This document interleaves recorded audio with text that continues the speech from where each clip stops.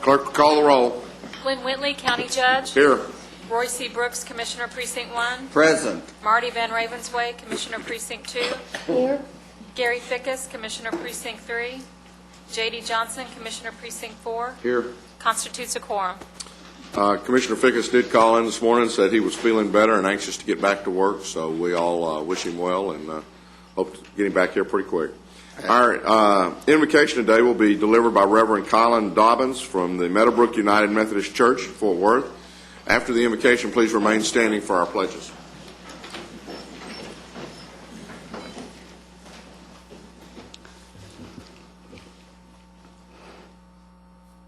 O God, as you anointed leaders and prophets of old, lead these leaders here today. Let them be a voice for your people. Let them have a heart for your people, for the county. Guide them in their decisions.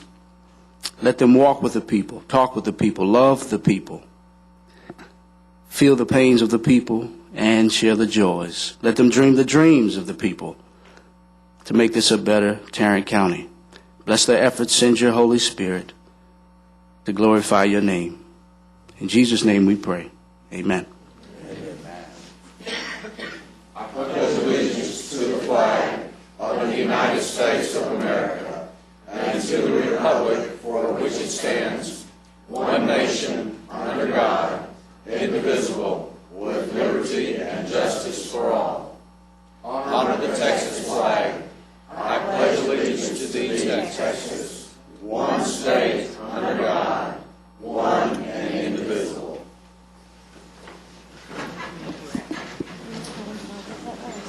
Thank you, Reverend Dobbins. Appreciate you coming out. Judge, I want to particularly point out that Reverend Dobbins is someone I've known since he was a little kid, running up and down on my couch in my living room.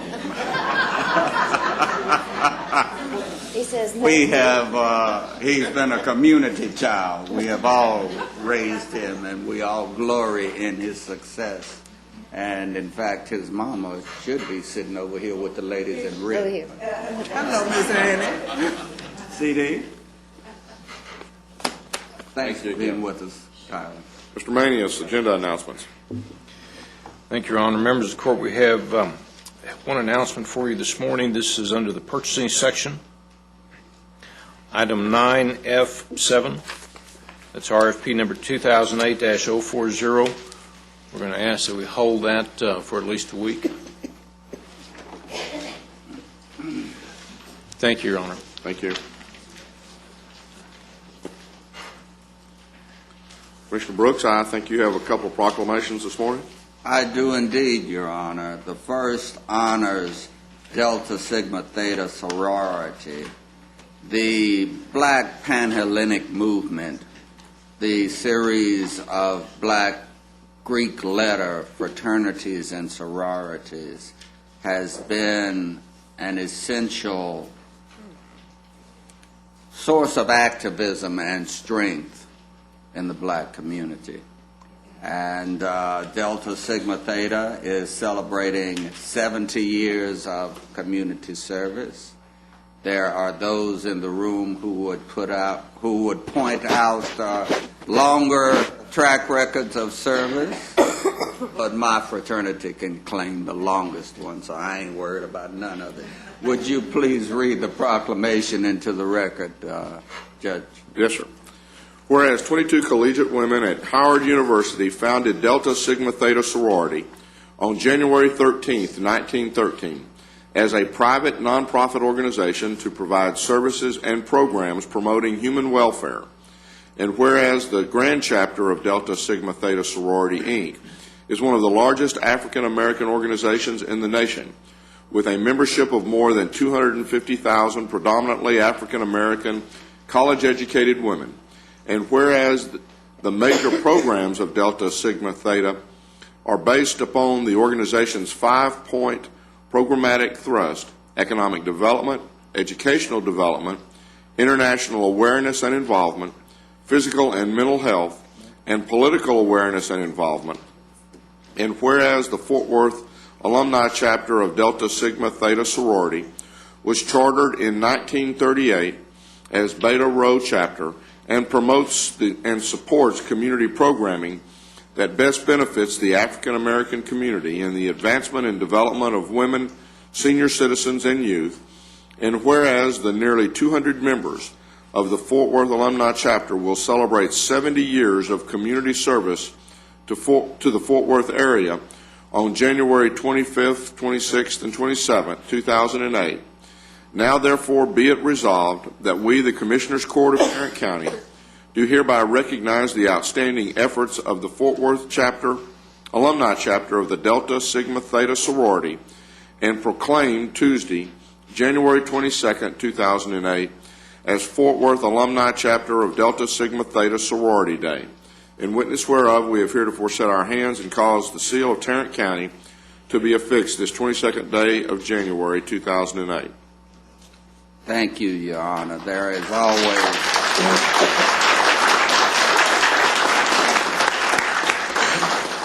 is always friendly competition and friendly rivalry between the various Greek organizations, but we recognize that we are all united in one mission, and that is the uplift of our people. I move approval of the proclamation. Second. We have a motion to second. Any discussion? Please vote. The motion passes unanimously. I'm going to ask all of the members of Delta Sigma Theta Sorority to please stand and ask their president, Michelle Brown, who is our director of pretrial services, to join me at the podium to accept this proclamation.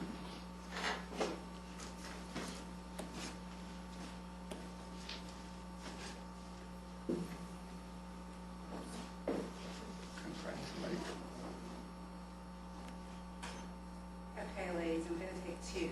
1, 2, 3. One more. I promise I didn't mess it up. Congratulations.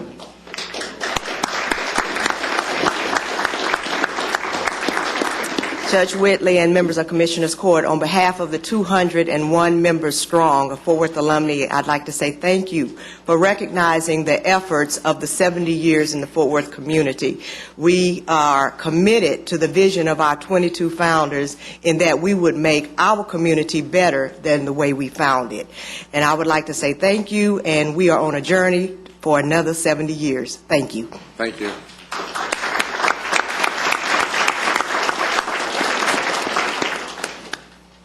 Commissioner Brooks, I think you have another proclamation.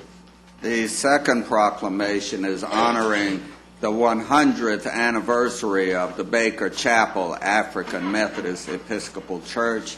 It has already been presented. I move its ratification. Second. We have a motion and a second. Any further discussion? Please vote. The motion passes unanimously. Court members, you have before you the minutes of our regular meeting of January the 15th. Move approval. Second. We have a motion and a second. Any discussion? Please vote.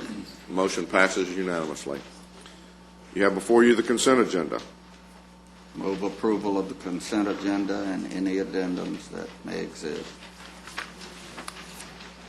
Second. We have a motion and a second to approve the consent agenda. Any discussion? Please vote. The motion passes unanimously. Mr. Manius? Thank you, Your Honor. Members of the Court, we have two additional items for the Court's consideration this morning.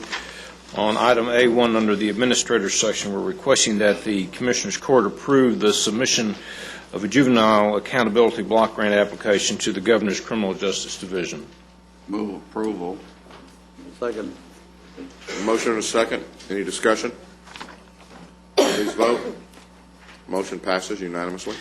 Your Honor, members of the Court, on item number 2, we're requesting that the Court approve the submission of 2 Victims of Crime Act grant applications to the Governor's Criminal Justice Division. This is for the Sheriff's Department and for the District Attorney's Office. Move approval. Second. We have a motion and a second. Any discussion? Please vote. Motion passes unanimously. Your Honor, I might just take a moment on the announcements. And when we get to facilities this morning, I'd like to tell the court that Mr. Phillips is going to be briefing you all on an issue that arose. We had a gas line break or leak a couple of days ago, and we're working on it. And he'll be making a short presentation as it relates to that particular item at that time.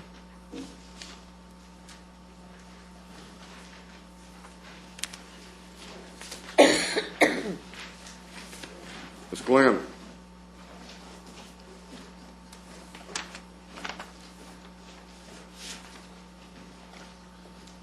Good morning. Good morning. We have several items for the court this morning. The first item, we're asking the court to receive and file the personnel agenda. So moved. Second. Have a motion and a second to receive and file the personnel agenda. Any discussion? Please vote.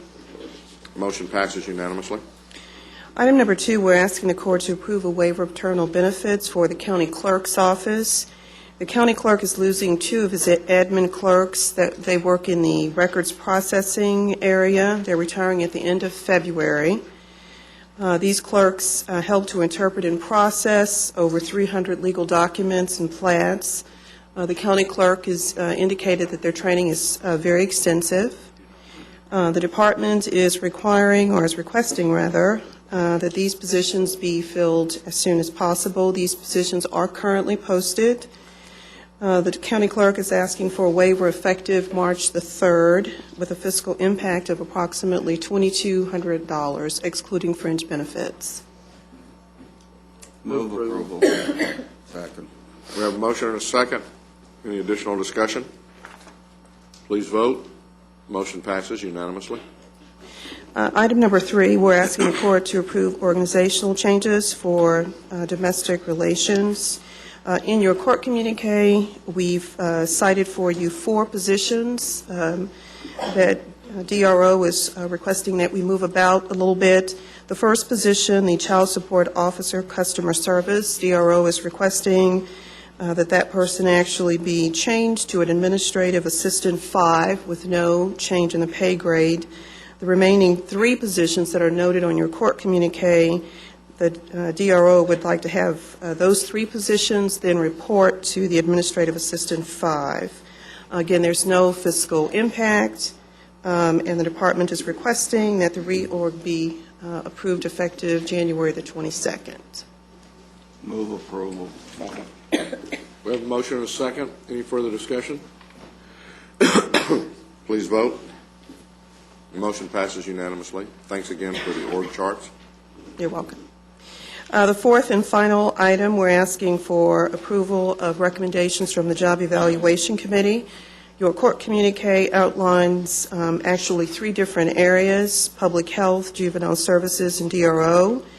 In public health, we're recommending, with, of course, the Job Evaluation Committee's review, the reclass of 9 GOC2s that are currently pay grade 12s to GOC3s, pay grade 13s. Their duties are more in line with the pay grade 13. There's no fiscal impact to the general fund, as these are grant-funded positions. In juvenile services, there are 5 positions. They're primarily duty and title changes. There are no changes in pay grades being recommended. And the final position is one in DRO. Again, it's a duty and title change. No pay grade change is being recommended. Move approval. Second. Have a motion and a second. Any discussion? Please vote. The motion passes unanimously. Thank you. Mr. Smith? Thank you, Your Honor. We have 2 items for the court's consideration this morning. The first is an approval to ratify submission of the Tarrant County Commissioners Court streaming video project to the National Association of Counties for the 2008 Project Excellence Award. Move approval. Second. We have a motion and a second. Any discussion? Please vote. Motion passes unanimously. Our second item is we're seeking approval of changes to the agreement with the Texas Conference of Urban Counties for the Integrated Justice Program for fiscal year 2008. The fiscal impact of this is within budget and on plan.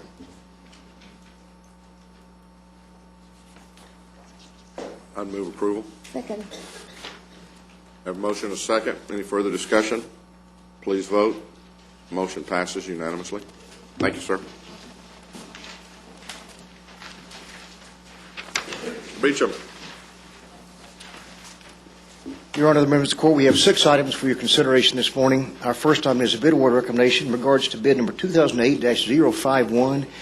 This is a bid for the purchase of door hardware for the Plaza Building Sheriff's Office renovation project.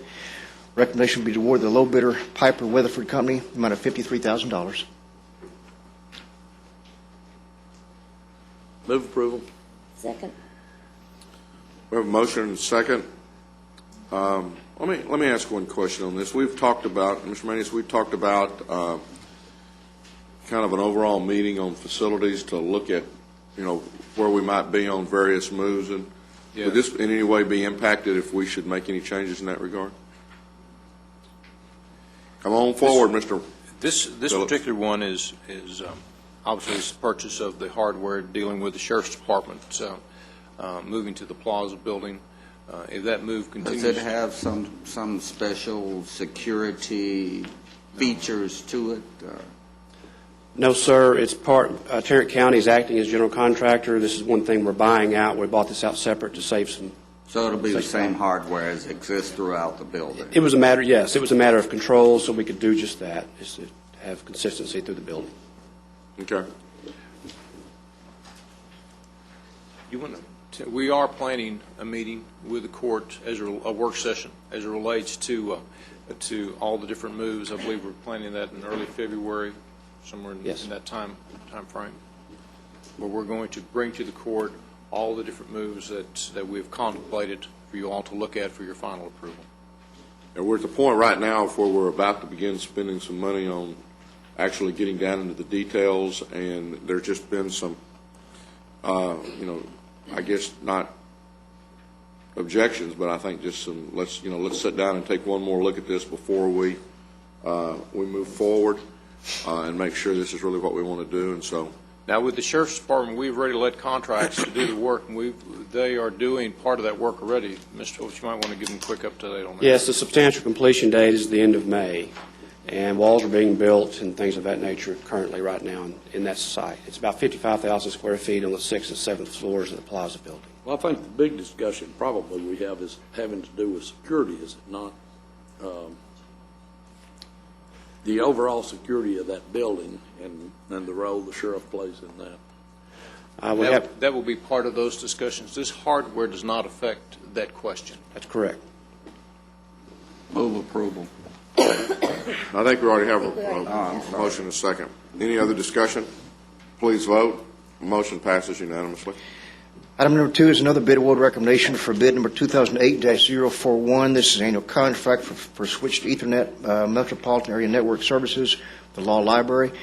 Recommendation would be toward AT&T, the amount of $37,151.88. Move for approval. Second. We have a motion and a second. Any discussion? Please vote. Motion passes unanimously. Item number 3 is also a bid award recommendation for bid number 2008-038. This annual contract for the purchase of a 57-horsepower tractor for the mower deck. Recommendation will be toward the Saginaw implement on a per unit price basis. Bids that we receive from Landmark Equipment and Conley Lott Nichols should be rejected for not meeting specifications. Move approval. Second. Have a motion and a second. Any discussion? Please vote. Motion passes unanimously. Number 4 is another bid award recommendation for bid number 2008-039. This is our annual contract for the purchase of single drum pad foot vibratory compactors. Recommendation will be toward a per unit price basis, awarding to Continental Equipment. Bids that we received from Bain Machinery and Underwood Equipment did not meet the specifications and should also be rejected. Move approval. Second.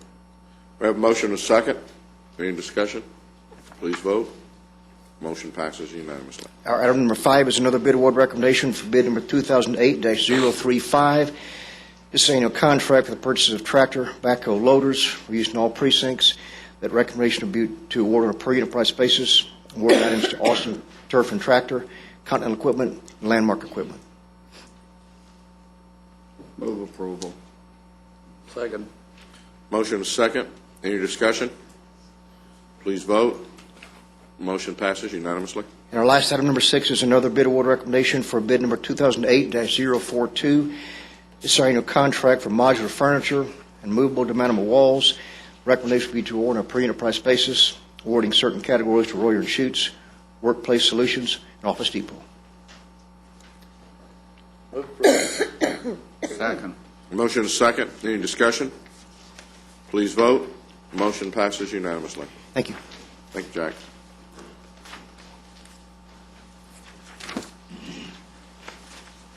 Sheriff. Good morning. We have one item for you to consider this morning. We're here to ask the court to approve a MOU between the Council on Sex Offender Treatment and Tarrant County to provide bed space for civilly committed sex offenders under the new program. Move approval. Second. Motion is second. Any discussion? How many people are we talking about here, Sheriff? Right now, one. One? Right now. Right now. And obviously, as time goes on, there could be an increase, but this is a new program that is in place, and we have one of Tarrant County's most notorious criminals coming back. I could call that name. Yeah, probably could. And anyway, right now, the MOU is to house that particular person. Other counties, both Travis County and Bexar County, I know have 2 or 3. So, I mean, the potential is there for there to be a handful, but I don't anticipate this ever being a huge operation. And it is fully reimbursed to us. There is no cost to the county. Every cost is fully reimbursed to us. So it's just basically a custodial function. Thank you. We have a motion and a second. Any further discussion? Please vote. Motion passes unanimously. Thank you. Thank you. Ms. Green? Commissioners are requesting that the Commissioners Court approve the conveyance of 2.63 acres of property to the state of Texas, which is required for the reconstruction of a public project at the interchange of State Highway 180 and State Highway 360, and authorize the county judge to sign the deed without warranty. We're just conveying the surface. I think I'm going to have to refer that question to the district attorney's office with regards to the mineral estate. We are conveying what the state required us to buy for the state back in the whatever this was. Basically, isn't it a quick claim? We're basically conveying whatever we got? Mm-hmm. Yes. So that would include the mineral rights? Perhaps. I don't think there's but we're not questions as saying to whether that we really have anything or not. Perhaps. Perhaps not. We have argued that point quite extensively at staff level, and the district attorney's office has concluded that everything on that property belongs to the state. So if we acquired the mineral rights in the first place, then we are acquired them in the name conveying them. We acquired them in the name of the state. Right. With our money? Yes, sir.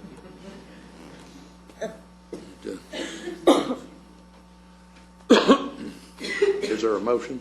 No, sir. Move approval. Second. We have a motion and a second. Any further discussion? Please vote. Motion passes unanimously. Thank you. Now, Ms. Lamb.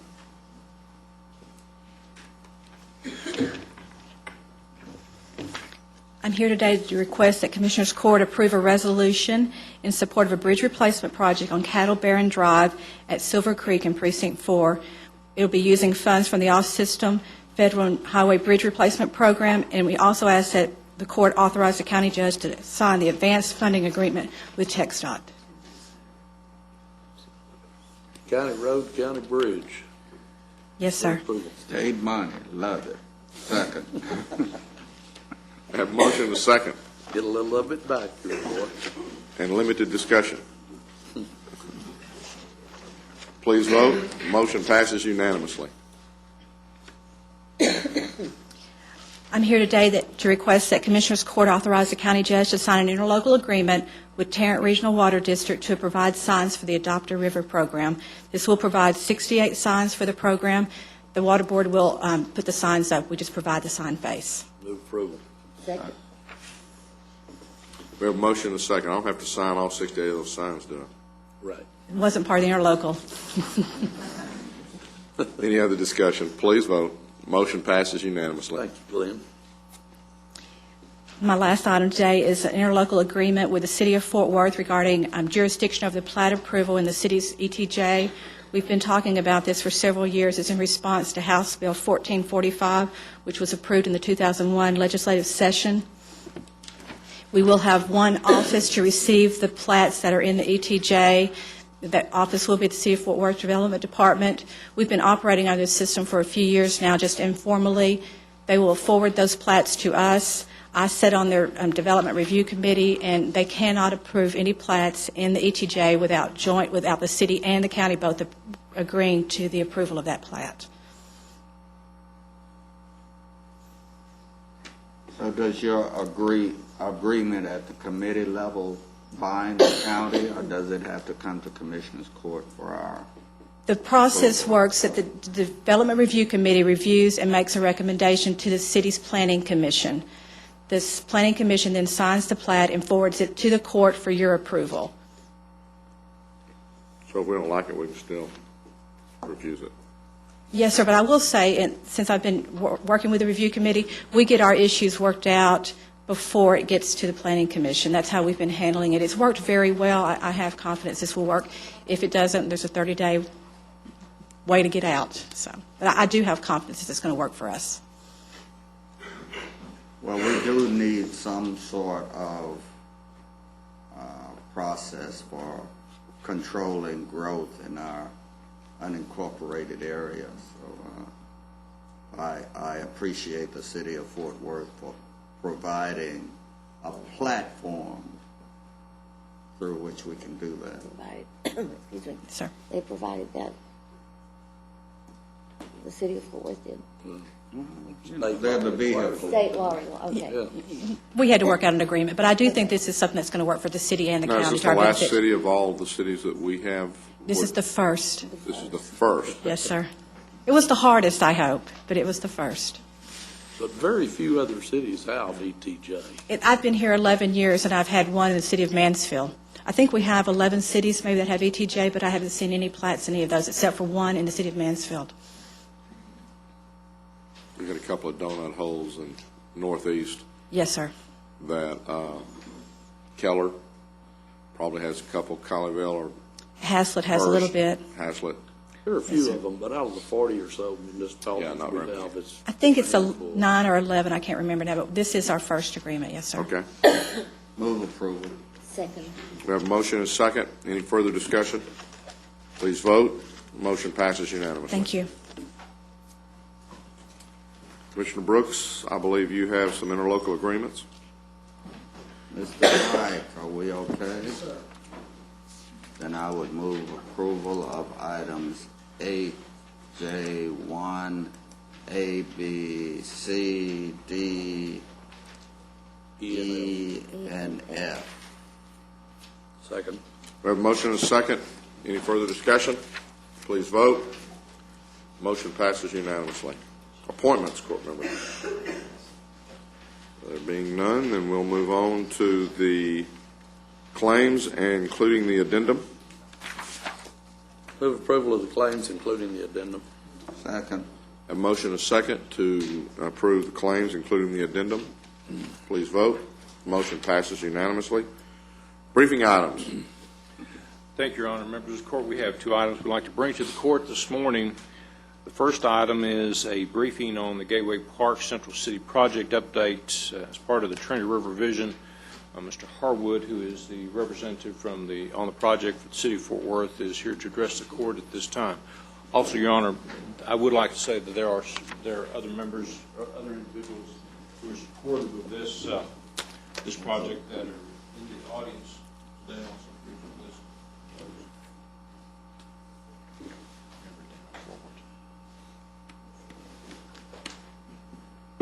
Go right right ahead.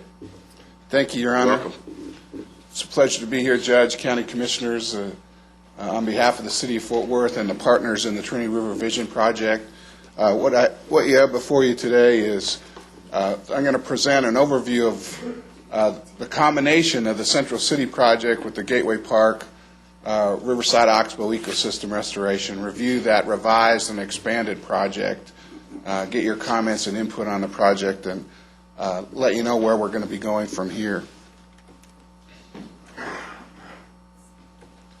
Just a little bit of history about Gateway Park, since it's a relatively new addition to this piece of the project. The park was acquired in 1979 with assistance from the state of Texas, Streams and Valleys Incorporated, and a generous donation and gift from the Amy G. Carter Foundation. The city constructed that park in 2 phases in the 80s. Current planning efforts for the park began in 2001 with community master planning workshops. And a master plan was adopted by the City of Fort Worth in 2002. In 2003, that plan was incorporated as part of the city's comprehensive plan. The plan that you see on your screens and in your handouts and on the big screen, this is the 2002 and 2003 adopted master plan, and includes the Riverside Oxbow, which is this particular area, really the heart of Gateway Park, which is the heart here, where most of the existing facilities are, and then Far East Gateway Park. This has a junior golf facility on, which we no longer need. We're constructing one at Rockwood Golf Course, so this plan needs to be amended and updated. Everything you see in color would be the additions in the 2002 master plan. That's a 40-year, yes, sir. Randall, go back to the Oxbow here.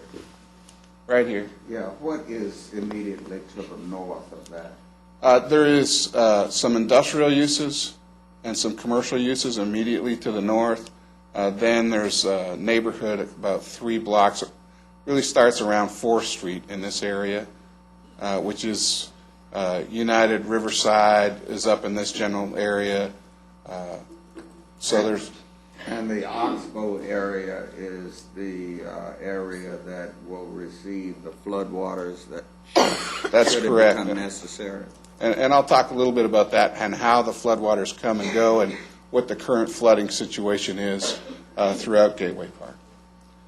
This is the existing master plan that's in place, a 40-year, $50 million master plan.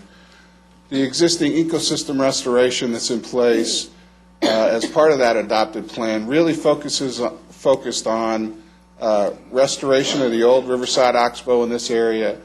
Judge, this really answers your question in terms of this is really the neighborhood component you can see from the aerial photography, and then the industrial and commercial uses are really surrounded this way.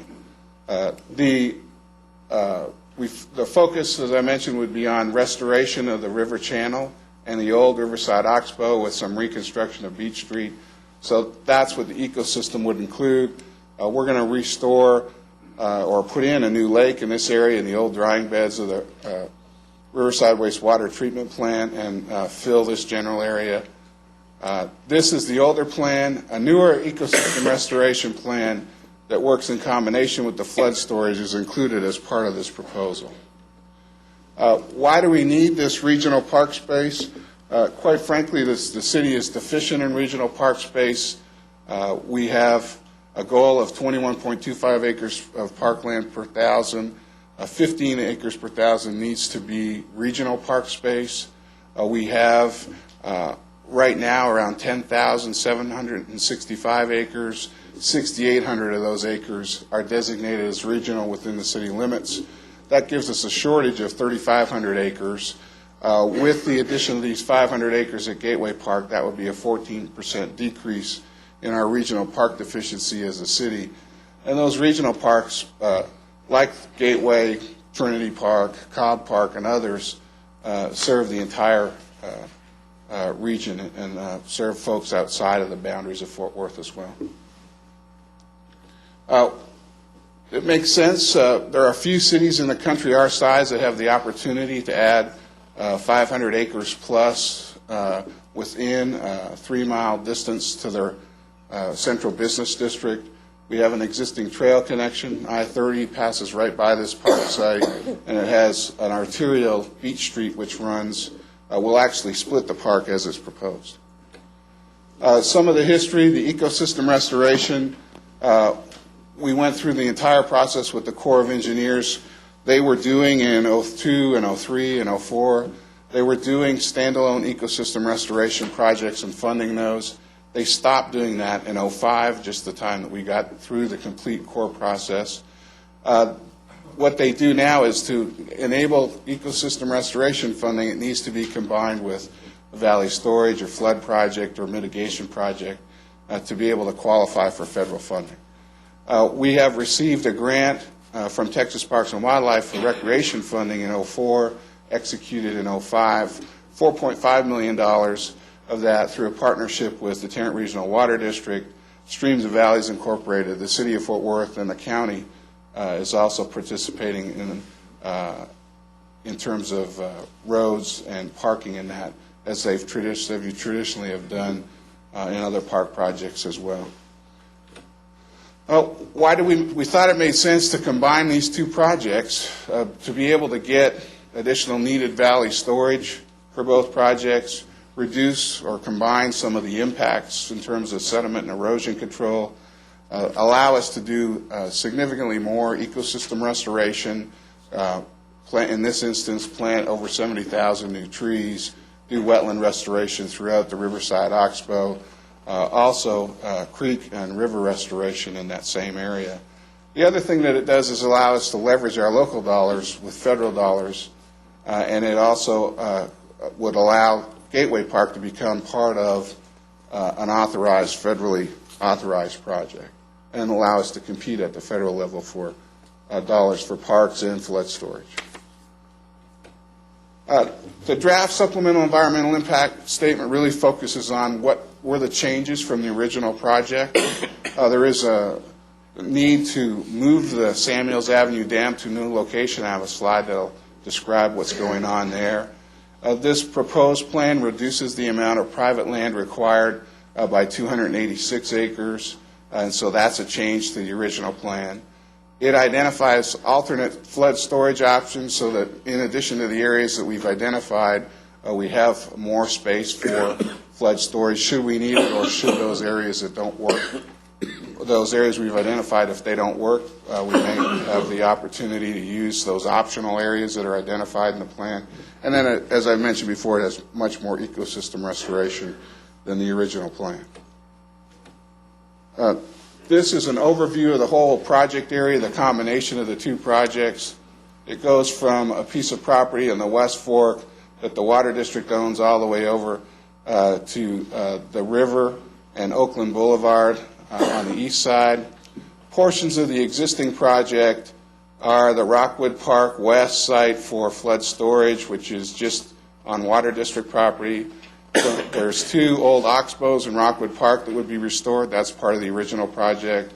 University modifications occur to dam water and hold water in the existing channel and slow it down so that it's managed better. That's in the existing project.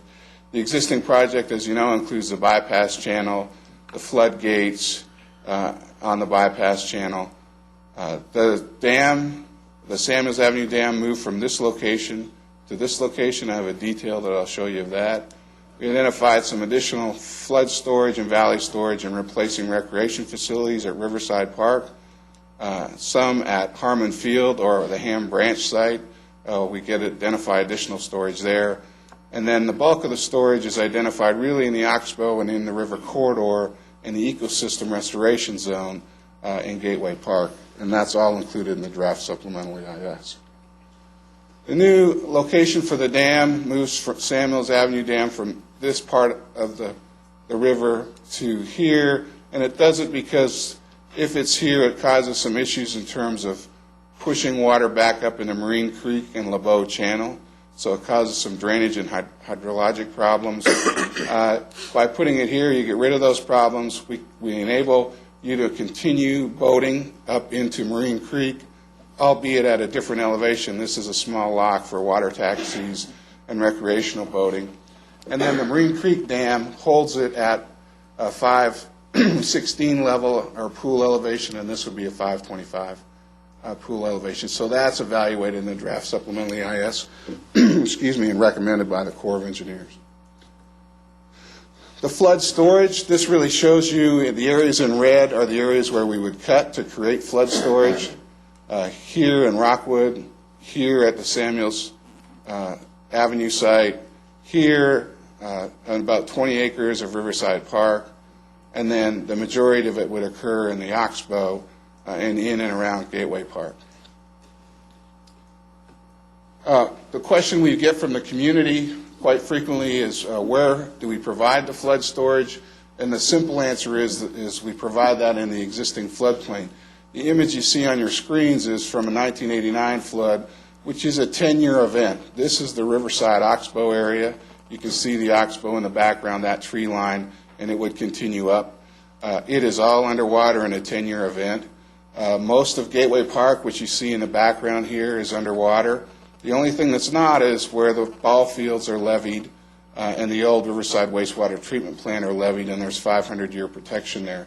So all of this is already in the existing floodplain and will flood in a 10-year event. And so what we do is we excavate in these areas where there's already flooding to add storage to the system. This gives you an overview of the whole Gateway Park area, East 1st Street, Oakland, I-30, Beach Street. All of the yellow that you see, that's the 100-year floodplain. The way the elevations are in this particular area, the 10-year floodplain is almost identical in terms of the perimeter, because as you go up Beach Street, there's a change in elevation. That change in elevation really protects this neighborhood. There's this, essentially you're going up a small bluff here, which will keep that out of the potential for future flooding. The excavation that we're proposing really happens in these areas in here, and I'll show you a diagram that shows that. The areas that you see in red are the deepest areas of excavation, and the red, the oranges, and the yellows. The red would be a 20-foot depth. That renews the old Sycamore Creek channel, allows it to connect to the old Trinity River channel or the old Oxbow. The reds, the orange, the yellows, and warm colors are 12, 8, and 4-foot excavations, so bulk of the floodwater gets held in these areas, right adjacent to the river or adjacent to the creek. In addition, this is an area that we would need to acquire, and the wetland restoration would occur in the old gravel pit areas and in this area, and so the flood storage would occur at its deepest in a place where it's been mined for gravel and other industrial uses, so we do some restoration there. The other deep area is here through the drying beds next to the old Riverside Wastewater Treatment Plant. That is where we propose a new fishing lake and piers, and we'll show you that on the master plan. The question that follows in is where does all the fill go? Well, we have a very big hole that will be created here because of the removal of the old Riverside Wastewater Treatment Plant, which our water department is currently in the process of cleaning up. And then additional fill can occur here. And then there's one other site that's beyond this image that's on the old landfill site, and I'll show you that in the master plan. When we've gone to the community throughout those workshop periods, we've had conversations with them. The things that they wanted most are on this list, the top 10 from ecosystem restoration, which at every single meeting we've had with the public has been the number one. We had 35 disc golfers show up and demonstrate that they knew how to do the dot matrix better than anybody and put all of their dots on disc golf, which brought it sort of as a scoring anomaly in terms of the overall desire. They voted all 3 of their dots on disc golf, and so they had the highest percentage, where the most of the users in the community separated their dots out in the dot matrix that we did. But they've said that all they really need is a piece of land, and they'll help build it. Amphitheater complex is really the number 2 thing that shows up, that combined with an environmental education center. Trails and playgrounds rank number 1 and 2 in terms of recreation in our needs assessment surveys typically. Entry road is something that's unique to Gateway Park. Entry road and observation towers. It's difficult to see where the main entry is now. It's a fairly dangerous intersection on a curve. Improvements to Beach Street as a result of improving the channel and putting in new entry and observation towers will help solve some of that problem. It's Fort Worth, and we have a big regional facility, and we couldn't have it without horses.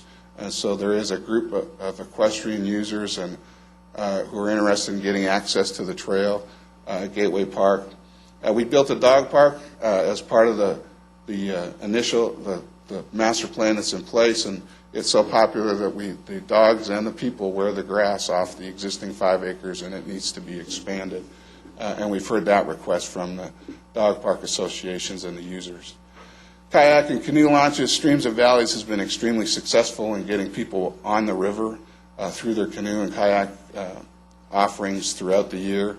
And those, they're probably responsible for triple-digit increases in canoe use and canoe purchases in the Metroplex. Outdoor basketball typically ranks around number 5 with youth, and then the rest of the facilities are included in the master plan that you'll see in just a second, with the exception of a pool. The pools are included in Aquatics master plan, and they're located at other facilities in the east and the southeast in the city's park system. And as I mentioned before, we do not need a junior golf facility. Hold on just a second, Randall.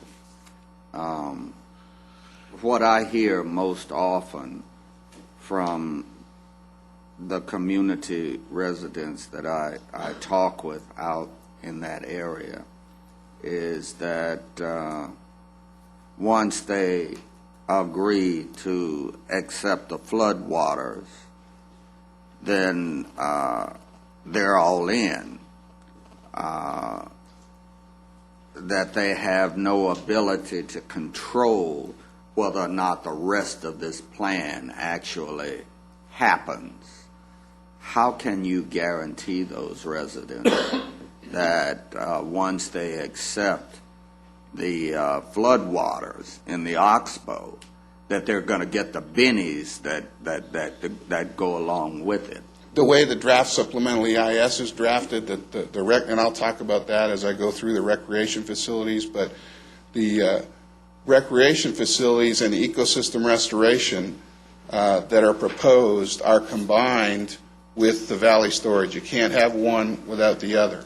The valley storage, the way the draft supplemental EIS is set up, you have to provide the ecosystem restoration and the recreation facilities that the plan calls for, or you have an incomplete plan. So can I guarantee it? I can't, because we depend on 50% federal funding, and so I can't say today that I guarantee these things, but the way the supplemental EIS is set up is those things go hand in hand. It's not you do this today and do this tomorrow. You have to have all those things together to make it work. But federal funding being what it is, it's always subject to be different next year than it is this year. And it often requires a rescaling projects. And the fear is that should federal funding decrease and require that this project be rescaled, the first thing to disappear is going to be the recreational facilities. And they'll be stuck with the floodwater. That's right, but you can't have the mitigating recreation without the floodwaters. The way the supplemental EIS is set up and the way that it reads is you can't have one without the other. I understand the concern about cutting, but if you cut, you got to cut equally on how much you're mitigating. You got to reduce that as much as you reduce the other benefits the way that it's set up. So you can't just cut the recreation and not cut the flood? No, because it's proposed as part of the ecosystem restoration, and the recreation is included in the draft supplemental EIS. The way we had it set up before, when we were talking about this before, is there are essentially 2 separate projects. Today, they're one project. They're together. So if one piece of the project doesn't work, then the whole project doesn't work. So I think I can't give you a guarantee, but it's much more tightly linked in terms of how the whole federal project moves forward. Thank you. The habitat and ecosystem restoration that's proposed today, in the picture that's on your screen, those vertical and horizontal green lines indicate where approximately 72,000 new trees would be planted. The creek corridor and river corridor restorations go on as well. The ecosystem restoration includes supplementing the existing forest that that you see in Gateway Park, which is in this general vicinity along the river corridor. The yellowish areas are where we'd have athletic fields, so they're different, but they're buffered from the ecosystem restoration and allow us an opportunity to understand how to more effectively manage urban recreational uses in the context of an ecosystem restoration.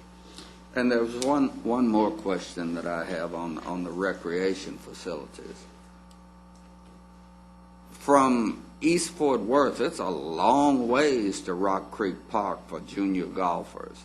Who decided we don't need junior golf programs in East Fort Worth?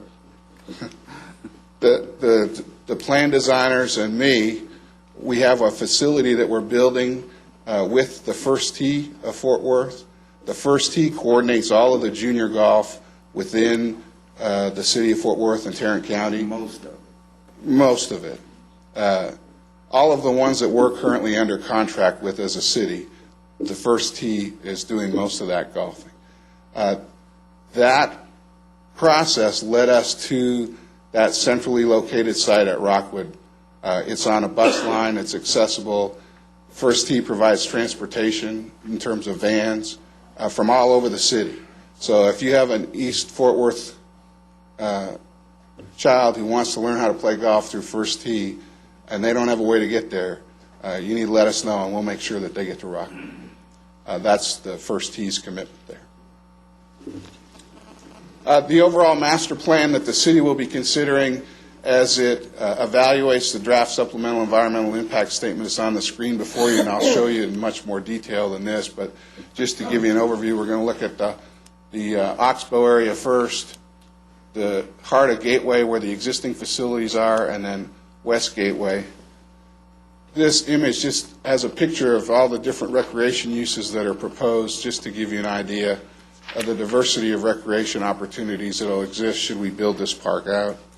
And then we'll look at the area as areas moving from the west in the Riverside Oxbow area where most of the excavation and ecosystem restoration occurs.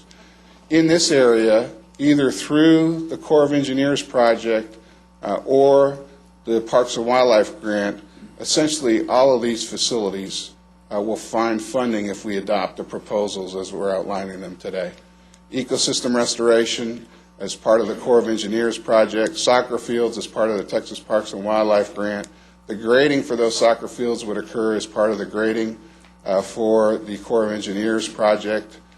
Outdoor basketball, splash pad, and concession stand and parking would go on this area, which is a much higher elevation and flood less frequently than these areas.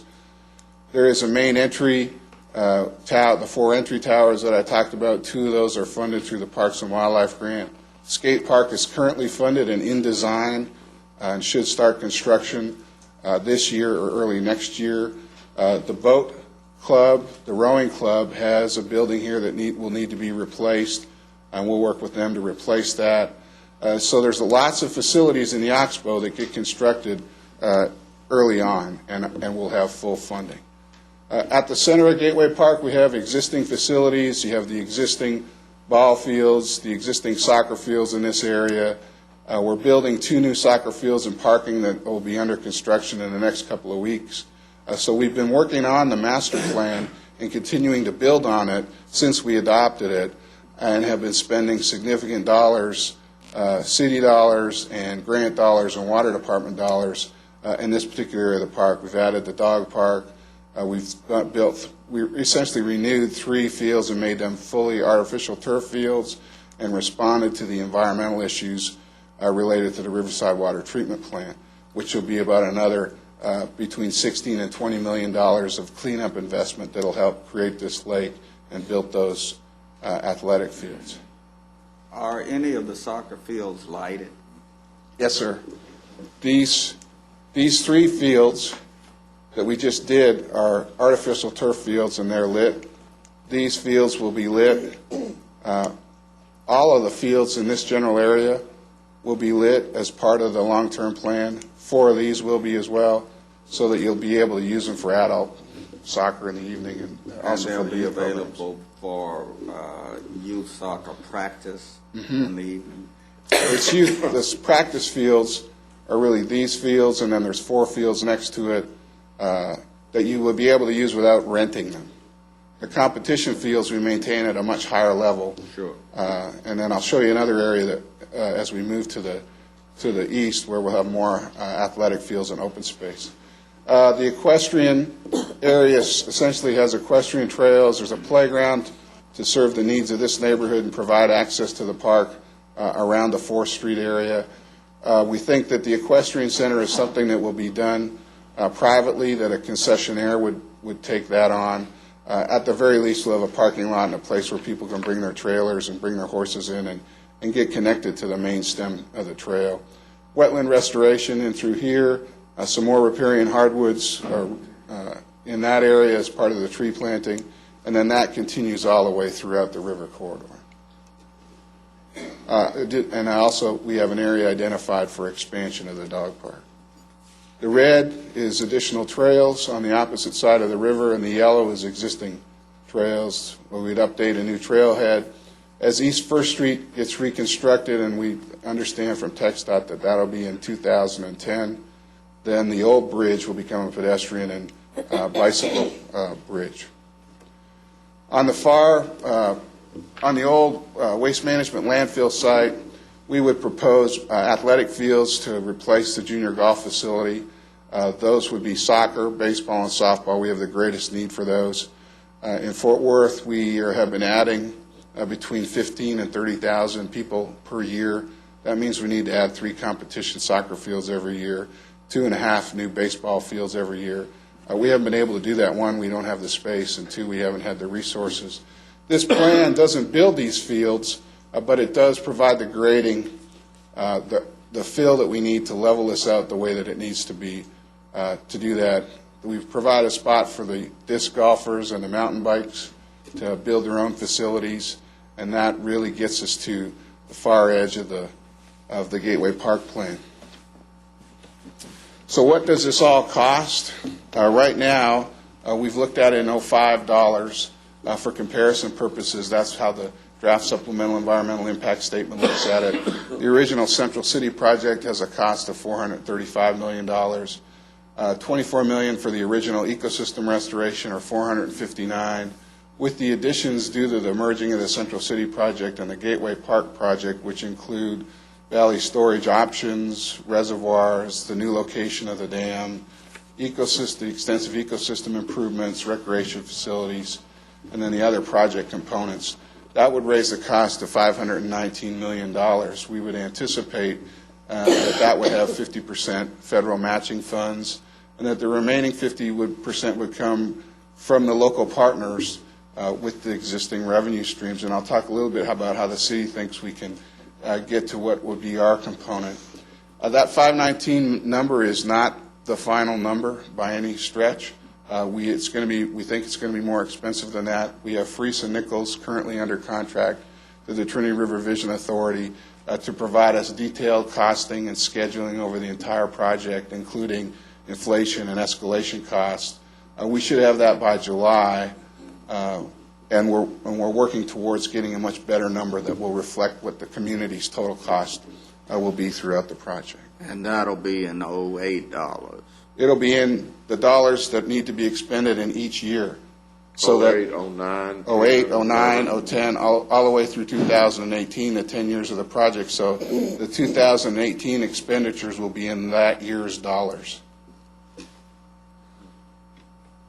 The 519 is helpful, though, in that do we have enough resources on hand or the ability to generate resources to get there? And we think from a city perspective that we have some substantial opportunities. I mentioned the $4.5 million in recreation ecosystem improvements. We could leverage those dollars federally. If the city goes to 100% on the tax increment financing district, we could generate an additional $13.7 million over the life of the TIF. There are some other ways to look at the TIF, and we may be able to generate additional revenue from that source by how you look at the TIF and restructure it. The council is also thinking and considering adding sales tax or part of the sales tax to the area to TIF revenue, which could generate $20 million over the life of the TIF. Parks and Community Services, as part of the city's gas revenue, Gateway Park is a restricted site, and so it gets all of its bonus dollars which have been allocated to the grant, plus it's really the one that's been generating the bulk of the city's gas revenue for parks and would be eligible for funding from that source as well. We've allocated CDBG funds to projects like this in the past for soccer fields and park improvements and playgrounds, and so we can use some of those dollars, and we've actually leveraged those dollars with federal dollars before, and we think we can do that. Water and sewer funds for utility relocation, as you might expect, there's a fair bit of water infrastructure in the area of Gateway Park, and there is in the area of the bypass channel as well, so we'll be able to use some of those dollars for that. We have a new stormwater management fund. Since we're doing all this valley storage and helping to solve some of the flooding problems in the city, we may be able to use some of those sources. We don't have a final funding mix for that. We want to work with our partners at the Water District, the Trinity River Vision Authority, you at the county, to come to what would be the best way to participate. We anticipate that everyone will participate in those things that they typically participate in. So the city would participate in valley storage, park development, road construction, essentially all of the components of the project. The Water District would participate in valley storage and in recreation, which are parts of their mission, and we would hope that the county would participate in road construction and supporting those things as you've done in the past and are a component, and we would hope that you would work with us to do that in the future and to expand in those areas as you deem appropriate. Where do we go next? We really want to pursue this 50% matching federal funds. We think that's, I know that they're tricky and they can come and go. We've been successful so far with the help of Congresswoman Granger and our local delegation in staying on track in terms of the funding that we need on an annual basis. That continues to get more difficult, as Commissioner Brooks has pointed out. We will continue to pursue that. It expedites Gateway Park from a 40-year project to a 10-year project, likely occur in a 6 to 8 year time frame if the funding comes the way that we hope that it does. And it's a one-time opportunity to get to leverage federal dollars for a big urban park project and a big urban flood storage project. Where we're going is, after briefing you today, there's a meeting on the 24th with the Corps of Engineers to take public comment on the supplemental EIS. We have briefed our City Council and the Water District and our Gateway Park Master Plan Advisory Committee up to this point, and we continue to do briefings for neighborhood leaders and neighborhood groups. So if there's anyone in your areas that would like to hear a briefing on it and get updated on the supplemental EIS, we would be happy to do that. In February, we'll have public meetings on the revised draft of the master plan, and we'll follow up in February and March with any additional community meetings that might be needed. We will work in the coming weeks and months with our partners to develop a financing and implementation plan that really meets the needs of what Freese and Nichols is identifying as the project costs and the project need for scheduling. And then we'll be back to all the entities sometime in July with a proposal for your consideration.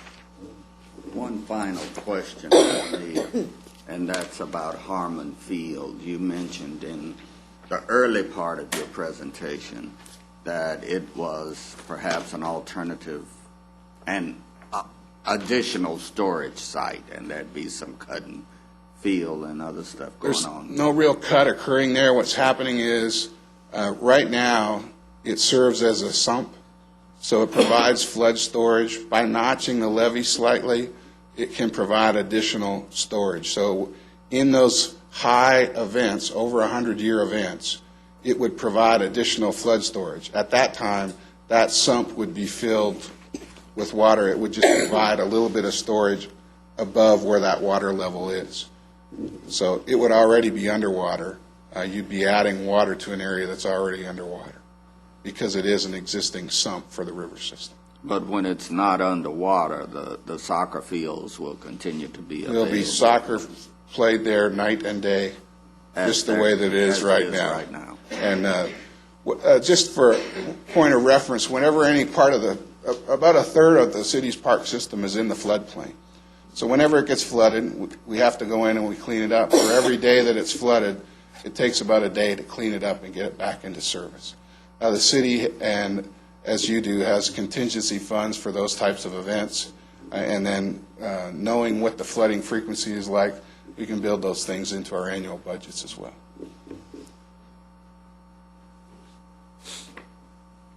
Other questions or comments? I really did, and I'm trying to find which page it was. It was showing the, can you just bring one of them up? The center part right there. Yep. What would be the very first thing that you do in that portion? In this area, right? We're doing it. We're designing a skate park today with the skateboarders in Fort Worth, and we are awarding construction. Have awarded construction for 2 soccer fields and parking lot on this piece. Okay. The thing that will get the most attention that I didn't talk very much about is the amphitheater. We'll fill that with dirt from here. And we have a feasibility study that will be being conducted between now and August on what's the right size and scale of amphitheater to be, what's the parking, how does that all work, what's the best financial model for those. So we're looking at the feasibility, so that would probably be the next, since we're going to fill that project, if it's feasible, we probably would do that. All of the stuff in the Oxbow would begin with construction of the ecosystem restoration. That'd be the number one thing. I appreciate your acknowledging that y'all are thinking about the sales tax. I really believe that, if you're asking the county for 80% of all the tax revenue we gain from that area, that from the TIF area, that we'd like, that I'd like to see the city put 80% of all their tax revenue into that, or whatever the procedure. And then the other thing that you alluded to was what we've consistently done, and consistently we've worked on infrastructure, but not usually on parks. Well, to the best of my knowledge, I don't think we've done parks, and we've not done public structures from that standpoint. So we think that there's lots of opportunity for participation in the Beach Street. There's some reconstruction of Beach Street that needs to occur. There's already a commitment to do some roads and parking in the park, and there may be a need to add to that if that's within your capacity. So it's those kinds of things that help that we would hope that the county would provide. So the game plan now is to wait till Freese and Nichols does their, at this point in time, is there anything in particular? I mean, I looked at the timeline, I didn't see a call for us to do something between now. We'd just like to be able to work with your staff to get to a financing plan and know what would be the best way to move forward from a county perspective. Okay. Any other questions? Just a comment. Just in case you're looking for additional regional parkland, I could commend 1,980 acres to you out in southwest, the so-called Fort Worth Prairie Park. We're keenly aware of that site, sir. We're very excited. This continues to, as this whole concept continues to grow, and we appreciate very much you coming out today. Appreciate your support, sir. Thank you.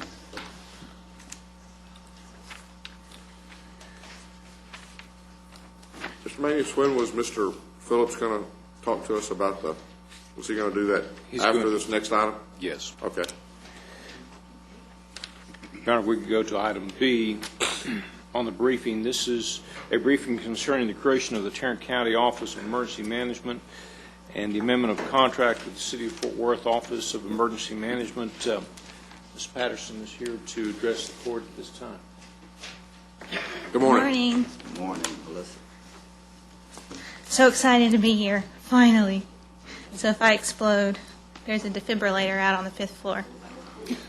Ms. Patterson's a little nervous this morning, so. And I didn't bring a bucket, so we'll just have to wing it here. Before I get started, I want to introduce just a couple of my colleagues from the city, if you don't mind. The city's I've got, guys, if you don't mind standing. I've got Irish Hancock from the City of Arlington. He's the Emergency Management Administrator. I've got Perry Bynum, who is the Emergency Manager at Haltom City, but also an elected official from the City of Euless. I've got Bob Freeman, who's with the City of Euless. These guys are probably some of my strongest support in our planning committee that we have out there. Thank you.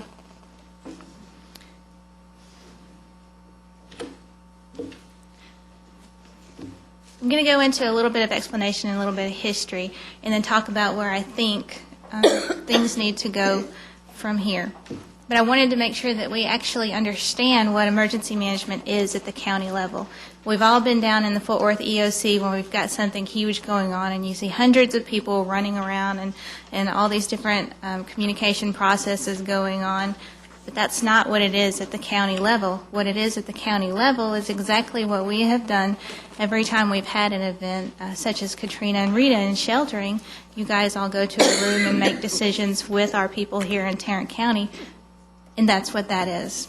We're going to coordinate the resources and flow of information to assist city governments.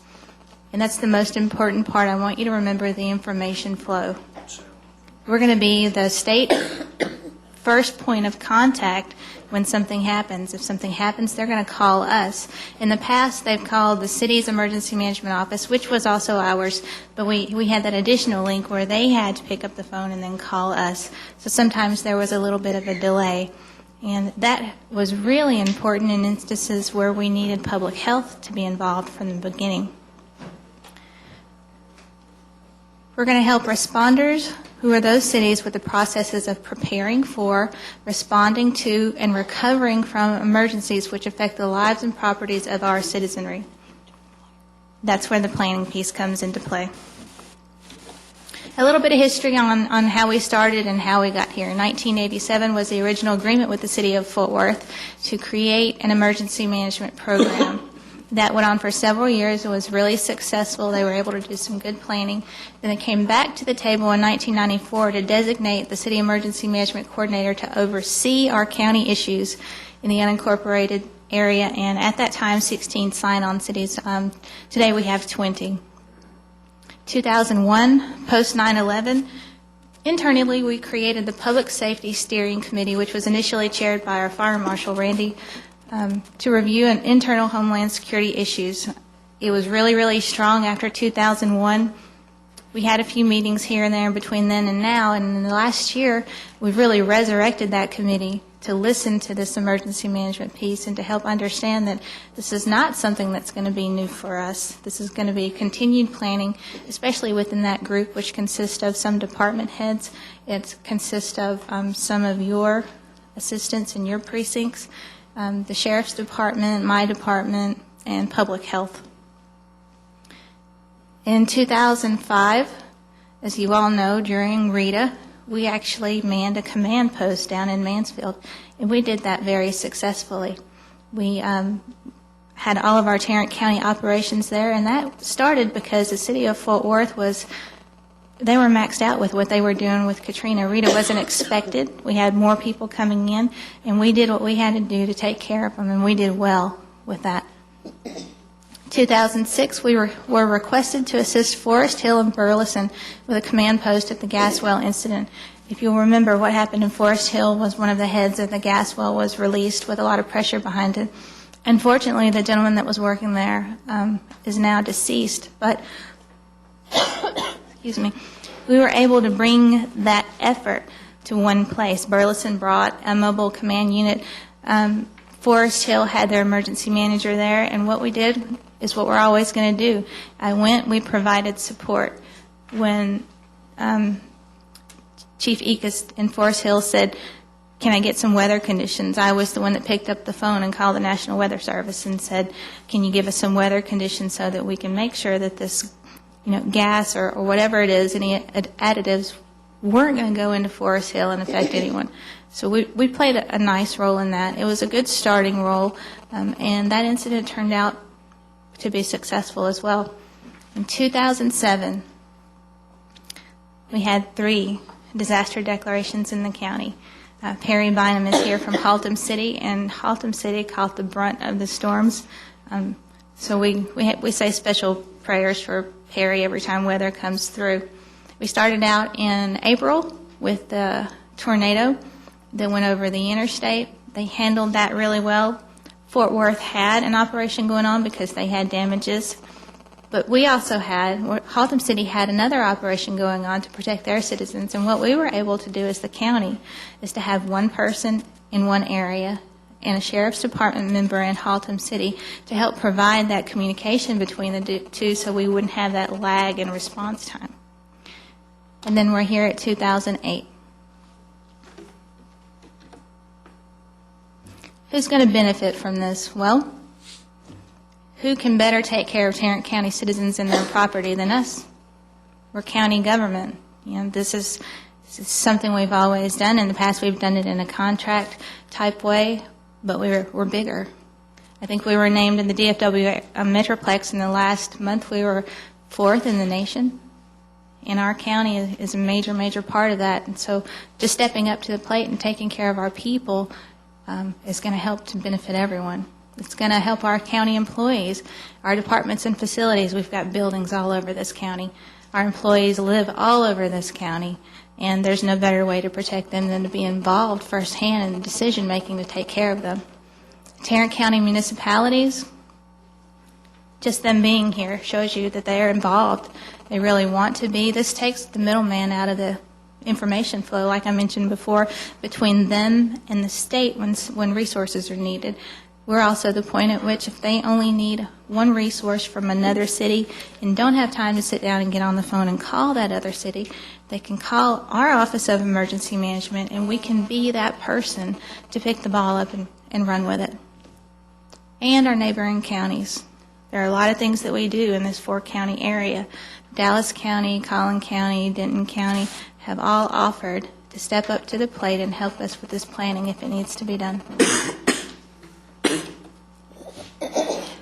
Our initial planning considerations: assess the current situation and arrangement. I think we all know what that is, but I'm going to go into a little bit of detail of that in the next slide. Utilize established county-wide planning group, which consists of representatives of the Tarrant County Emergency Managers Group. The Tarrant County Emergency Managers Group has been in existence for quite some time. They meet monthly. They discuss the issues between the cities. But this time last year, a group came forward and became the planning committee for what we think should be the Tarrant County Office of Emergency Management, a collaborative effort, a true interjurisdictional program. And that particular group is representative of the entire Tarrant County Emergency Managers Group, which has kind of expanded from there. We've expanded to include schools, hospitals, colleges, private industry, and everybody that's going to help us if a disaster occurs here in Tarrant County. Develop a strategy and roadmap with a realistic timeline. We know this stuff can't get done overnight. We started, we've done some planning, but we want to take it a little slow. Fort Worth has been gracious enough to help us in a 12-month transition period to take some of those roles and responsibilities and teach us how to take those and handle them ourselves. We've got some project plans that need to come into play from that countywide planning group, from our internal public safety steering committee, and within this courtroom. Evaluate and develop funding initiatives. There are lots of ways that emergency management programs are funded throughout the nation. Everybody knows we have Homeland Security funding. We filter a good bit of that through here for other projects. There are programs that we're not yet eligible for because we don't have a Tarrant County Office of Emergency Management, but once that is created, we have a lot more doors that are going to come open. Now, personally, I visited the San Antonio Office of Emergency Management, which was bonded at $26.5 million. That would be a great Christmas present, but that's not where we have to go. Right now, an initial starting cost for us has already occurred. It's make the transition. I work out of my office just like I do every single day. Slowly build up a staff, and we've already started with a grant coordinator who was contracted, but now I'm going to bring in-house so that we have that person here to not only do grants but do some training as well. the evaluation that I mentioned, personnel, right now it's just me. We really rely on that Fort Worth staff. There's about 8 of them who provide different services for that department, some of which we won't need because we don't have that coordination for the city police department or the city fire department. Those guys are going to handle that for us. The physical environment, right now I'm in an office, and we rely on that EOC in Fort Worth. Where we're going to go from here for this next 12 months especially, and until we get a good solid plan in place, is when an event happens in a city and they make that call for assistance to us, we'll go to them. We do a lot of stuff virtually already. We go to those EOCs already, and if something happens, all we have to do is go there and help them out. Policies and procedures, right now we don't really have an operational strategy. We have what I've been doing for almost the last 2 years, picking up the phone, taking the call, assisting in any way that I can, but it's not a written operational strategy. We don't have direct access to the information from the state. Like I said, when the state calls, they call our designated county coordinator, who's Juan Ortiz in the city of Fort Worth, and it's up to him to then pick up the phone and give us a call. And that becomes a little bit of a problem because the judge is the emergency management director for the county as mandated by law. So there's a little piece of the information flow that's completely broken there.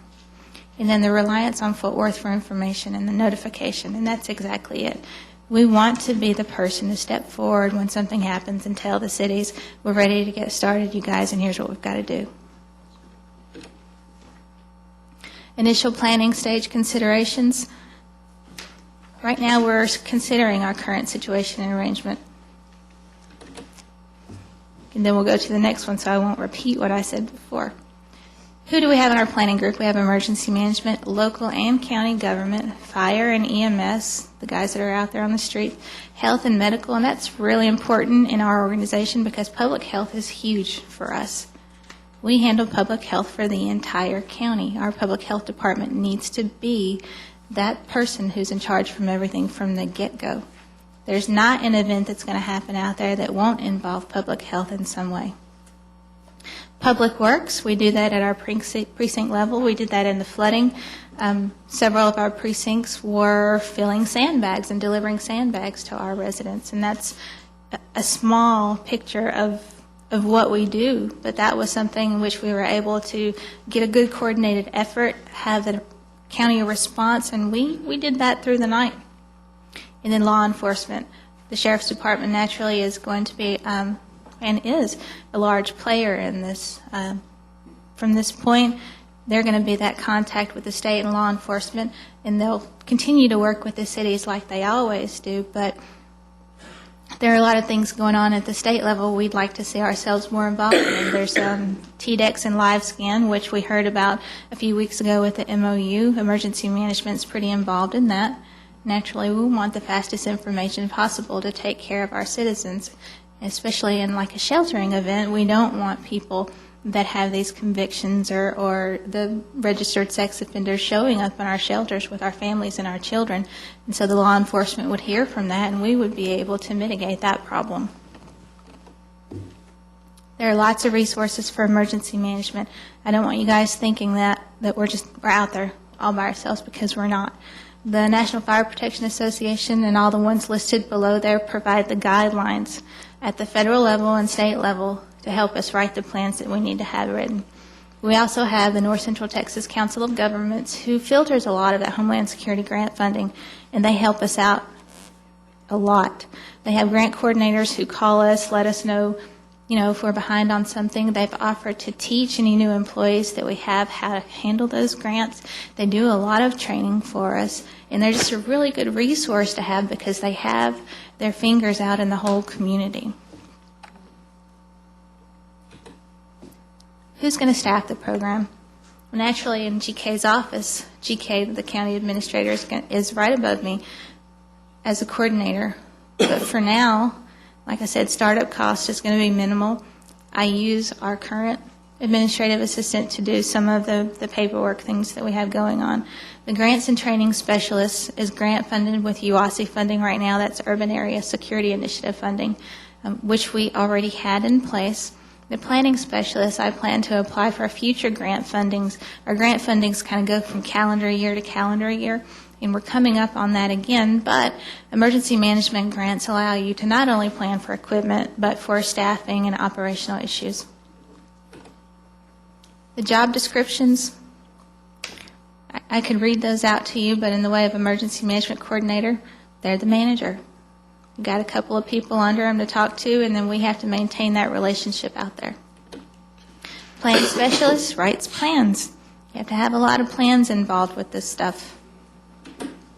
Grants and training specialist, the same thing. That's going to be somebody who works more internal with what you've seen me doing in the past, working with these grants, but also our internal training for our department heads and elected officials. You see the arrows there in the schematic. It's information flow. And I wanted to make sure that everybody understands that between me, the emergency management coordinator, and all of the other agencies that are going to be involved in anything that we have.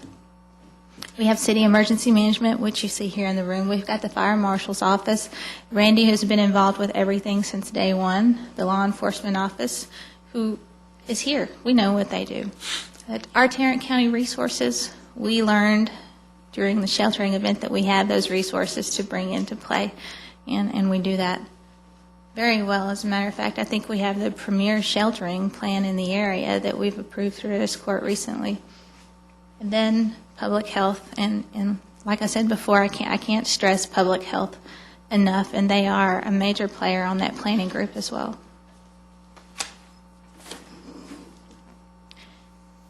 That's just so that I can help you understand. The slide is just an information flow of and an explanation of what happens. Say at the State Operations Center, it would be backward for them to activate first, but if they did, the message would come down through the District Disaster Committee, which we just call the DDC, and then to you, Judge Whitley, through me or the office as the designated, and then back into our office like it always is through GK, and then back down to me and department heads when we all need to sit down at the table and make those decisions about what happens next. Proposed timeline, 1 month. I'm here now briefing you. An amended contract is what I'd like to see come to the court next. We're looking at a February 12th action date, so we have plenty of time between now and then to sit down at the table and talk more if we need to. We are in the process of considering staffing requirements. Like I said, currently it's just me, and I use Nina Lopez in our office as the administrative assistant, but I've also put the process out there to begin the hiring process for the part-time grant specialist. 6 months from now, we'll need to complete a revision to the emergency management plan at the county level. And that sounds like it's a huge deal, and it could be, except that the state has offered to help us. They have what they call regional liaison officers who are in every district, and they have templates that we're able to utilize, and not to mention the current plan that we have is already catered to the county, but it's written as Fort Worth Tarrant County, and that's kind of a cosmetic thing to go through and change that to Tarrant County.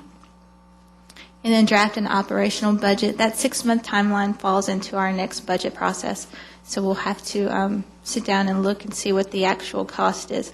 We have a lot of different emergency management programs in the counties who range anywhere from a $600,000 budget a year to about a $10,000 a year budget. And we'll need to see where we fit into that. 12 months, complete our transition.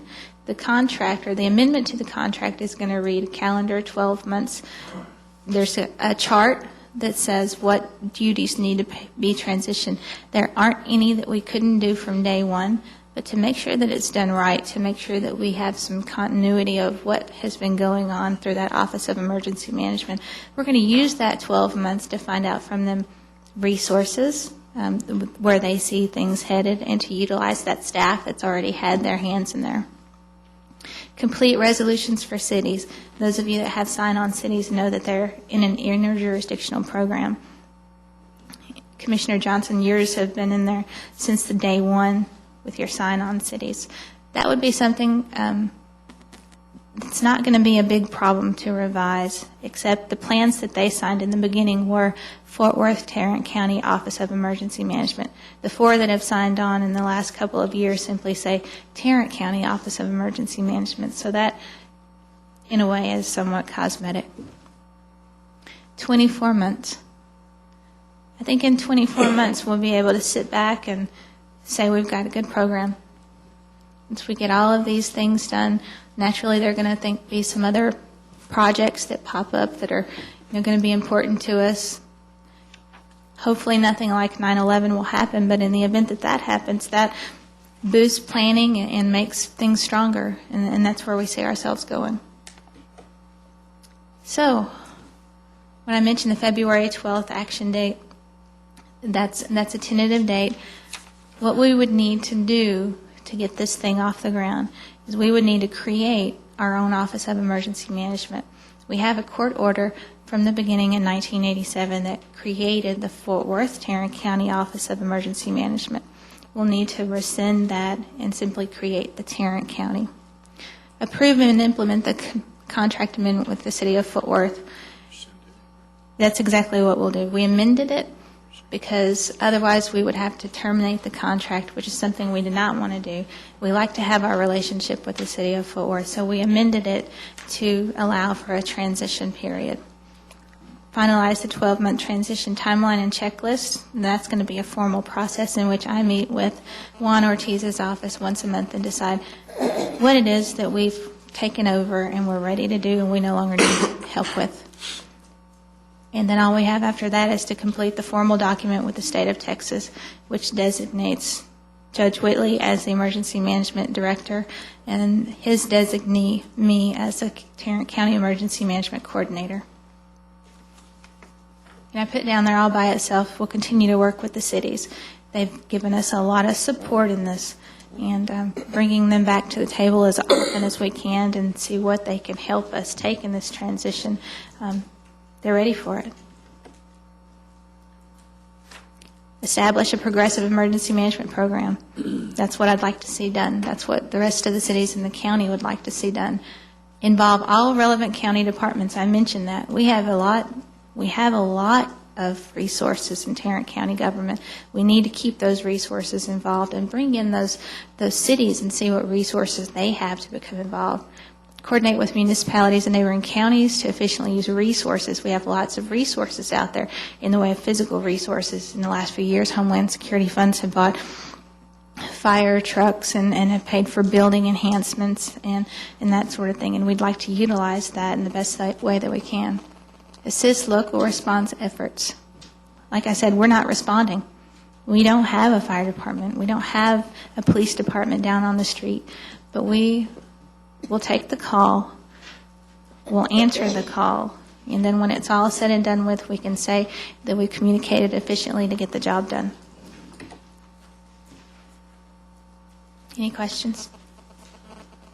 Right now, when you work with the city, do we have a contract? We have the contract with them. Do we pay for that?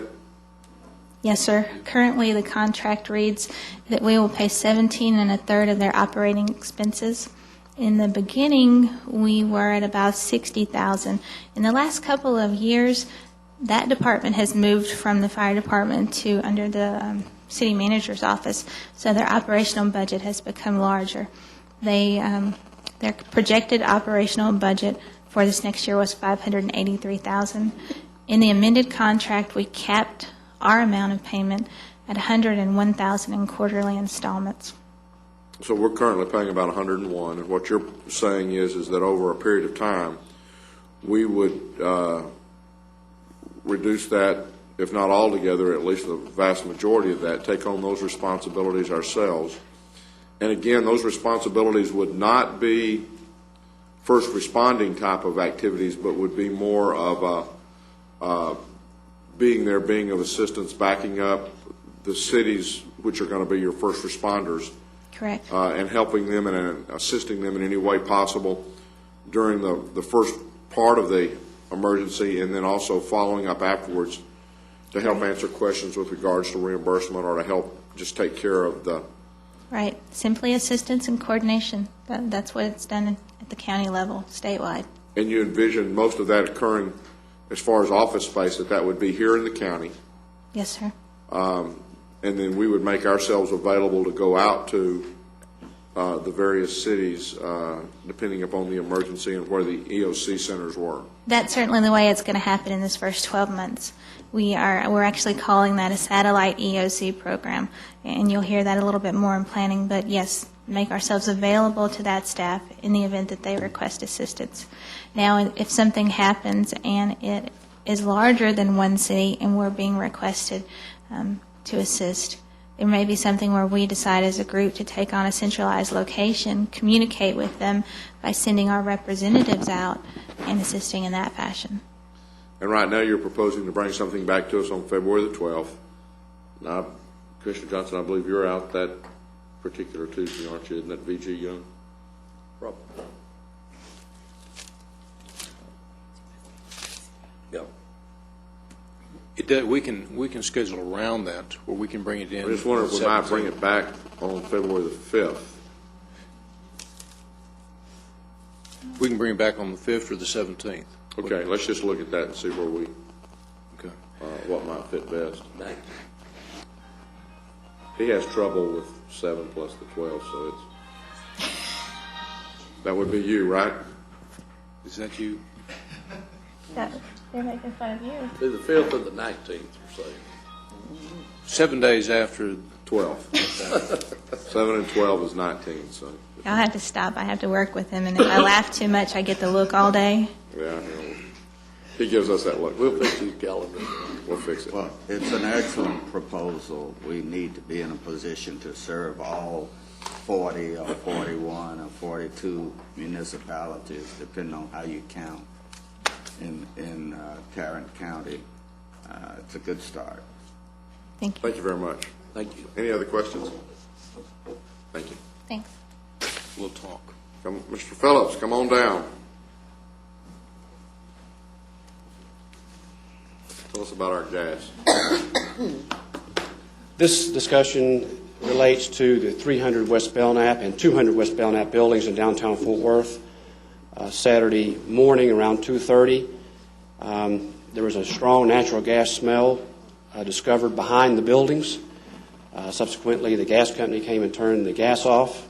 Since then, we engaged our contract mechanical contractor, and they've been working essentially around the clock to get the gas leaks repaired. However, the gas leaks that they found right next to the building, they were able to repair it. The problem we have now is the 175-foot gas line between the building and the street will not hold the proper standard pressure test that's required to get the gas turned back on. The gas line's a 4-inch steel line that's about 45 years old. So it has several leaks in it in other areas, and the whole gas line is covered by 6 inches of concrete paving. We're recommending we replace the gas line. The cost is estimated between $50,000 and $75,000. We believe we can do that over the next 2 weeks. In the interim, we will move forward. We have already moved forward with some commercial heaters we have for some of the occupants in both buildings. It's somewhat temperate still. In the criminal courts jail building, it's holding its temperature well because it doesn't have any windows. The other building, that's a good feature of a building when you're trying to hold the heat in. The other building, however, is not holding its temperature in the 50s and 60s. We're starting there to put some space heaters and so on and so forth. We're having our electrical contractor check the circuit breakers to ensure we don't have overloads, and we'll do some other security and safety measures for the next 2 weeks to make sure our occupants are as comfortable as possible. We would like your agreement to move forward with this replacement of the gas line and come back to you next Tuesday with ratification of the emergency work. We don't have a choice. I don't see what we do. Yeah, it's something that needs to be done, so we're going to direct him to go ahead and do that. Let's get her done. Thank you. Thank you. We have one audience participation form, Art Brender. Art, would you go ahead and come on forward and give your name and address for the clerks and our records? My name is Art Brender. I live at 4121 Hampshire in Fort Worth, Tarrant County. And I'm here in my job as Tarrant County Democratic Chair, to ask the court to assist us, and Stephanie Click, the Republican chair, is not here, but I'm going to give you just a little bit of history. And what I'm asking you to do is allow there to be a scanner in each of five different locations around the county during early vote. As you know, the primaries are funded through the state that fund the parties to hold the primary. But the way the law is set up, the county ends up being responsible for paying the salaries and so forth of the early vote for the early vote locations. We have about 30 early vote locations throughout the county. In the early vote locations, we just have the DREs, the electronic voting machines. You can't vote on paper. We have been around, we've been here before, and the county held back some money, as we had all asked them to do, both parties did, to buy paper trail that would fit on each of the DREs that we do have. And we've got the money available to do that and can do it, but the Secretary of State's office objected to that, and basically because they were concerned that state law didn't allow it, bill was proposed. I discussed it before the Elections Committee. It didn't get out of the Elections Committee in part because a lot of other counties were not as foresighted and didn't have the understanding that y'all did to put some money aside from their federal funds that they were given to buy these new machines under the Help America Vote Act, and they were concerned about passing an unfunded mandate, et cetera. It wouldn't have affected us because we have the money to do it, but it would have affected other counties. So the bill was amended to allow to make it permissible but not mandatory, but got caught up in the various things that were going on in the legislature this last time and never got out of committee. So we're at the situation where we have a number of people who want to vote in essence, on a paper ballot. In other words, not paper ballots like we used to have, and we're trying not to go back to things like that, but basically on a scanned ballot where they can scan it, and therefore we have the paper ballot there. And we all know that we had the situation in 2002 where, thank God, it happened on scanners, but it was an innocent error, but it was an error that occurs every now and then, not very frequently for the most part. But once again, we did have that, but we had the scanned ballots. We took them back through. We counted them. There wasn't a vote that was missing. There's a distrust of electronic voting machines. We can discuss whether it's justified, unjustified, et cetera, but the fact of the business is it's there. And what we talked to going back to last fall with Mr. Rayburn was about having, he felt like he couldn't have them in all the early voting locations, so we talked about having them basically one in each quadrant, more or less. In other words, 4 locations around the county, and then at Premier Street. Now, as it turns out, he can do it at Premier Street because it doesn't involve any additional expense. They use the software that manufactures the ballot for instance, for absentee voting. Anybody that requests a mail-in ballot, they crank one out for that particular area, whatever their precinct is, they crank it out there with their software. The expense that has come into play apparently involves 2 things. One is, my feeling was we ought to just get that software and have it available in these 4 locations. Apparently that's a very expensive proposition because Hart Graphics, which owns the software, and Steve can tell you, I forget exactly I don't want to get the numbers mixed up and give you the wrong numbers, but apparently they want a lot per voting location to do this. My first suggestion was as much business as we do with Hart Graphics, because they've got our whole, I don't know how many $1 million it was when you bought those machines, that we ought to talk to them about something that was more reasonable to do that process with. That may be in the future, I don't know. What Steve's immediate situation was to go ahead and print the ballots, which would come out of my budget. And I don't want to speak for Stephanie. We were in favor of this together, but once again, she's not here, and we'll see whether she wants to. I'm not speaking for her. I'm just speaking for me. But he says, okay, yeah, we can do that out of your budget. That's not the problem. The problem apparently is that we'd have to store those ballots, and they're large. They're about 17 or 18 inches. They're an unusual size. They don't fit in the ordinary file cabinet, et cetera. And so there's a certain amount of expense to that, as well as, of course, some additional personnel to keep up with them when you have to store them and keep them locked up and keep them inventoried, et cetera. I know this isn't on your agenda, but he just came to me Thursday evening and said, this is the situation. We've been talking about this for several months. So I called Commissioner Brooks. I alerted him that I wanted to do something about it. He suggested I come and ask you all to put it on your agenda for next week, where we can have a proper discussion and see what your pleasure is. Quite frankly, that's all I'm asking. You put that on the ballot next go around, and we'll argue my case at that point. Well, you're right. I mean, because it's not listed on the agenda, we can't discuss it. But I think we can. But I do ask that it be placed on the agenda for next Tuesday, probably under the election section, where we can mainstream it, and Art won't have to spend all day down here waiting his turn. I had some breakfast. It was very good. Once again, I didn't bring any egg sandwiches back because nobody actually ordered one, but it was not a waste of time, and I appreciate it. Well, I hope you find your hunting dog. I'm going to head out there right now. Thank you. Thank you, Art. Anything else at this time? No, Your Honor, not at this time.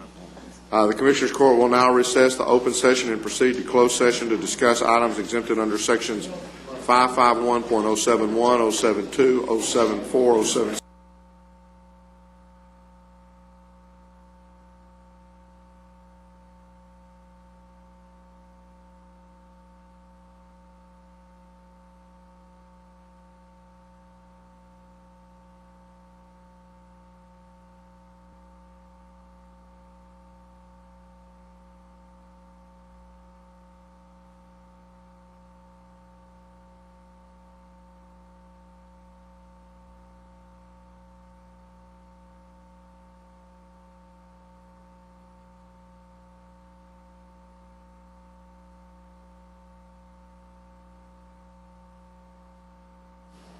There being no additional business, we are now adjourned.